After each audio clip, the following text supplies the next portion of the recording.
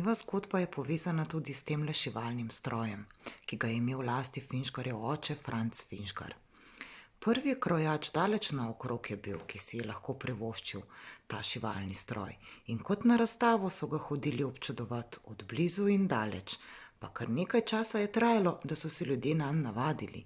To v enem od svojih spominov opisuje tudi pisatelj Finžgar, ki pravi, da nikoli ne bo pozabil kmeta, ki je očetu prinesel zašit rašev na tehlače, pa ga je takole nagovoril: "Pa, Francel, da manj za prmej obljubaš, da manj boš te hlače na roko zašil.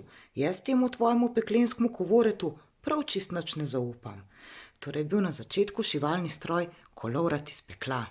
Finžgarjev oče pa je z njim tudi popolnoma spremenil obrt, saj so bili ljudje prej navajeni, da krojač na dom pride opravit delo.